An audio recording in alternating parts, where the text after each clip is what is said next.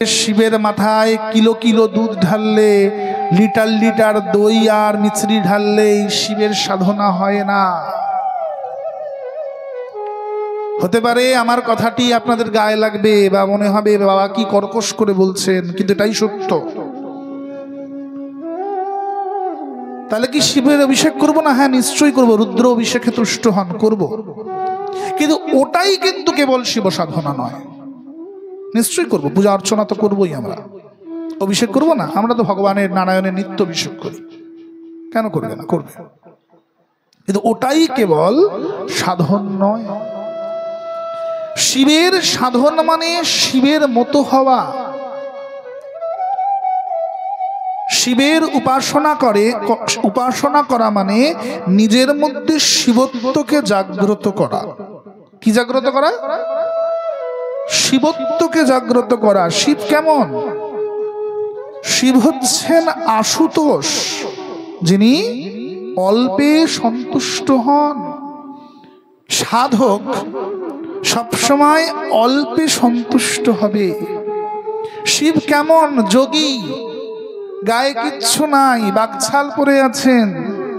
যিনি যোগী তিনি যেমন তেমন করে জীবনটা কাটাবেন। শিব কেমন? শিব বসে আছেন যোগের আসনে। তিনি যোগীর শ্রেষ্ঠ। তার মতো যোগী জগতে দুটো নাই মা। তিনি যোগী শ্রেষ্ঠ মহাদেব, পরম বৈষ্ণব। তাই তোমাকে যদি শিবের মতো হতে হয়, তোমাকে যোগ করতে হবে, তোমাকে নিত্য ধ্যানে বসতে হবে, আর্নিক করতে হবে। তিনি পঞ্চমুখে রাম নাম করেন, তোমায় বদনে অনর্গল কৃষ্ণ নাম করতে হবে। শিবের উপাসনা করা মানে গাঁজা মদ ভাং খেয়ে বাঁদরামো করা নয়। শিবের উপাসনা করা মানে গাঁজা মদ ভাং খেয়ে বাঁদরামো করা নয়। এগুলি করে আমরা আমাদের ধর্মকে কলুষিত করি। আমরা অপরের কাছে আমাদের ধর্মকে হাস্যাস্পদ করি। বাবা গাঁজা খেয়েছে, ডাহা মিথ্যা। বাবা গাঁজা খান না। বাবার কোনো ধ্যান মন্ত্রে নাই। তাহলে গাঁজার উপযোগ আছে? হ্যাঁ আছে। যেখানে সমুদ্র মন্থন হয়েছে, সমুদ্র মন্থন ক্ষেত্রে যখন বাবার জ্ঞান ফেরানো যাচ্ছিল না, সেক্ষেত্রে ভেষজ হিসেবে গাঁজা পাত্র দ্বারা বাবার জ্ঞান ফেরানো হয়েছে। এটি শিবপুরাণে আছে, সত্য কথা। কি রূপে? ভেষজ রূপে, ঔষধ রূপে। আজ থেকে কয়েক বছর আগে তো করোনা এসেছিল, তাই তো মা? তাহলে করোনার সময় আমরা সবাই নিজেদের হাত স্যানিটাইজ করেছি কিনা? করেছি তো। তাহলে স্যানিটাইজারে কি থাকে? অ্যালকোহল থাকে।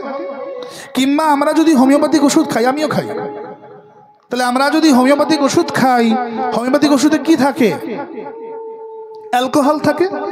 তাহলে স্যানিটাইজার দিয়ে হাত স্যানিটাইজ করা আর নিজের গায়ে বাংলা মদ ঢেলে নেওয়া তো নিশ্চয়ই এক হতে পারে না। এক কি? কদাপি এক নয়।